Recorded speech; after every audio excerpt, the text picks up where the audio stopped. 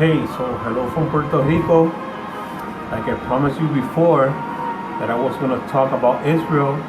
Well, this is the video that I promised that I was going to make. I'm not going to talk a lot, so I'm just going to let pictures and clips and some background music so you can see what this president, a great president for the United States and for Israel, Donald Trump. I support him. I didn't support him before. I was a Ted Cruz guy because I'm a real conservative guy. You know, I'm a social conservative. So when Donald Trump won the presidency, I was like, I don't know, this guy doesn't convince me. He looks more like a liberal than a conservative, but I was wrong. Donald Trump has been a great guy for the United States and for Israel, especially for Israel. And when you bless Israel, you are blessed. That's what the Bible says. If you bless Israel, if you bless Abraham, because I'm talking about the God of Abraham, Jehovah. Abraham, Isaac, and Jacob. That is the three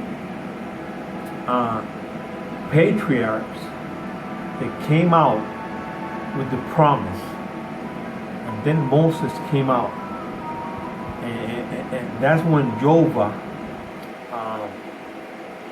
refers to him as Jehovah to Moses. And Moses was the one who took the Israelis out of Egypt. Almost everybody knows this story. If they know it well or doesn't know it, well, I don't know, but they know it. But the thing is, the United States has been a friend of Israel for many years, for decades, and it has always been a blessed nation. Just because they have been blessing Israel and supporting Israel. Almost all their presidents has been supportive of Israel. But once much less, and once more emphasis. They emphasize more on Israel and at the promises that they made. Because many presidents has made the promise to give back to Israel their capital, but the first president who did that was this president, was Donald Trump. He gave back the capital, Jerusalem, to the Jewish people and moved the embassy to Jerusalem. He gave back the Golan Heights to the Jewish people because it is part of Israel. They captured it in a war, in the 6-day war. And now he's going to give back parts of Judea and Samaria. So we are living in prophetic times.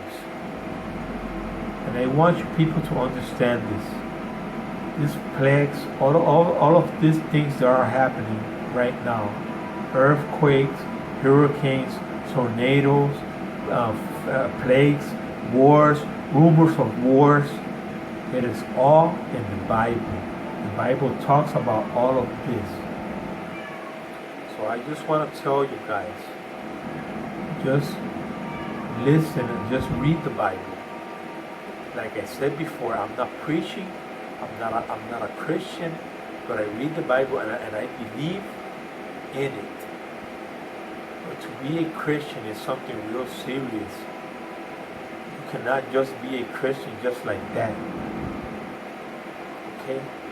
I respect the Bible, and I respect the Lord, and I respect Jesus Christ who came and died for us on the cross, giving us the opportunity to have the salvation that we all want. but it's hard. It's real hard. So I'm just gonna go with what I want to show you. The pictures of what this president has done and some clips. Enjoy it. God bless you. God bless America and God bless Israel. And I see you later. Thank you. Exactly 70 years ago, the United States under President Harry Truman became the first nation to recognize the State of Israel. Today, we officially opened the United States Embassy in Jerusalem. Congratulations. It's been a long time coming. Almost immediately after declaring statehood in 1948, Israel designated the city of Jerusalem as its capital. The capital the Jewish people established in ancient times. So important. Today, Jerusalem is the seat of Israel's government. It is the home of the Israeli legislature and the Israeli Supreme Court and Israel's prime minister and president. Israel is a sovereign nation with the right, like every other sovereign nation, to determine its own capital.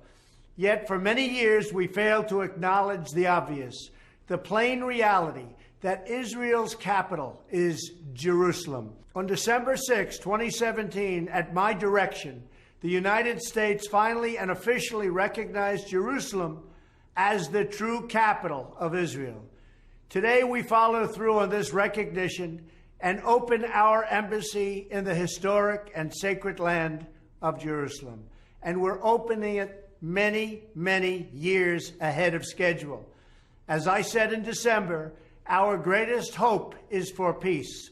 The United States remains fully committed to facilitating a lasting peace agreement, and we continue to support the status quo at Jerusalem's holy sites, including at the Temple Mount, also known as Haram al-Sharif. This city and its entire nation is a testament to the unbreakable spirit of the Jewish people. The United States will always be a great friend of Israel and a partner in the cause of freedom and peace. We wish Ambassador Friedman good luck as he takes up his office in this beautiful Jerusalem embassy, and we extend a hand in friendship to Israel, the Palestinians, and to all of their neighbors. May there be peace. May God bless this embassy. May God bless all who serve there. And may God bless the United States of America. Thank you. States of America. Thank you.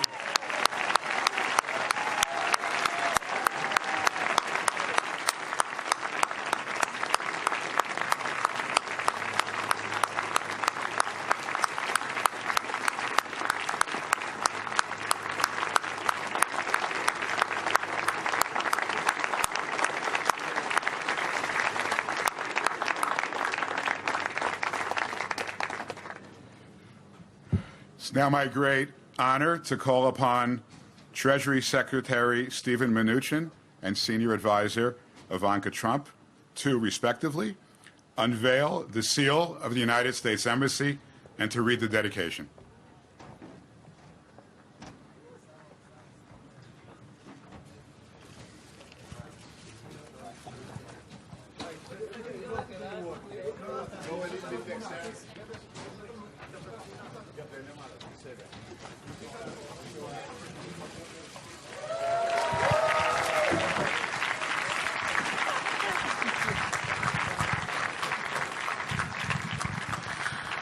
On behalf of the 45th President of the United States of America, we welcome you officially and for the first time to the Embassy of the United States here in Jerusalem, the capital of Israel.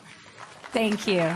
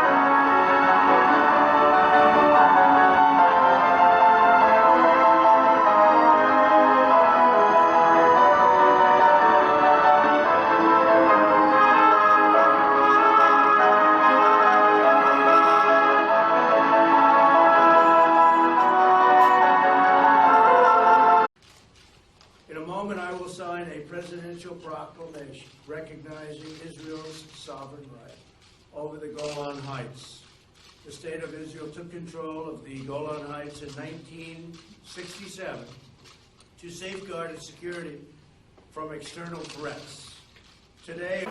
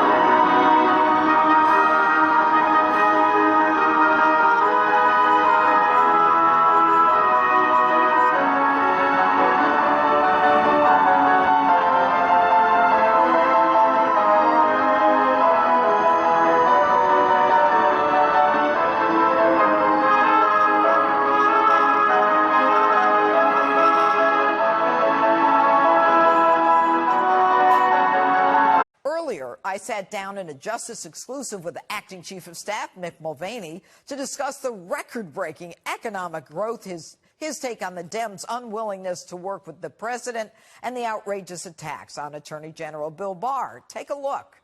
All right, thanks for being with us tonight. You know, jobs report yesterday, incredible, 263,000 new jobs, unemployment 3.9%, the lowest unemployment in 49 years. That's quite a record for this president. Yeah, the last time I think unemployment was this low, I was 1, and you probably weren't even born yet. I was probably in high school. But the numbers are just great, and they continue to be. We look at it sort of the 3 threes. GDP is above 3, unemployment is in the 3s, and most importantly, and I think something that doesn't get as much attention, Janine, as it should, its wage growth is in the 3%. I think it was 3.2%. Yeah, and that's the thing that people don't talk about that much. You know, the Democrats will get out there and say, you know, we need higher wages, but the wage growth is actually because of the competition, and the need for better labor is growing almost on its own. And I watch some of the Democrats running for president, and they're on TV, and I keep wondering what they're talking about. They're talking about plants closing and people losing their jobs and wages going down, and all of that is the exact opposite of that is happening. So it's fascinating to watch everybody get richer. The wage increases have actually been focused at the bottom end of the economic scale, so we're lifting people up out of poverty and into the middle class. It's everything that Donald Trump said would happen from his policies, and it's just fun to sit back and watch it happen.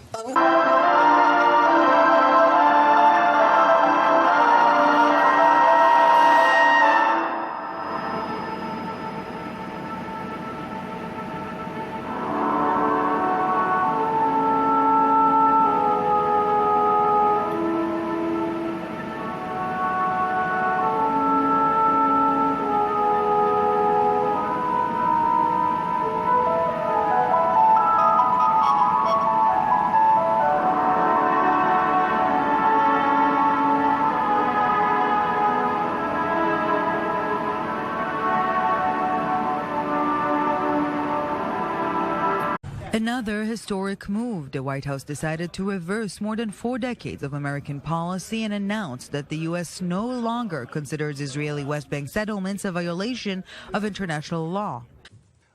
We believe that what we've done today is we've recognized the reality on the ground. We've now declared that settlements are not per se illegal under international law.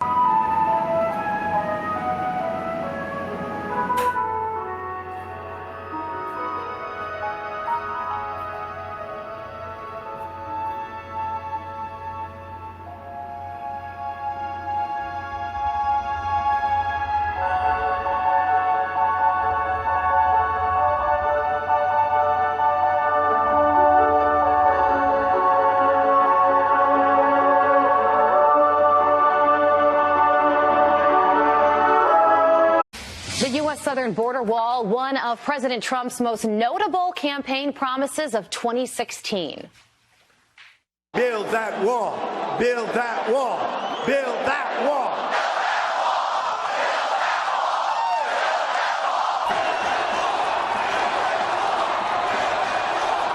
We are going to build the wall, okay? Don't worry. Don't even think about it. Don't even think about it. The president's strong stance on immigration is part of what got him elected. So with 2020 just around the corner, how much of that promise has been fulfilled? Here to weigh in.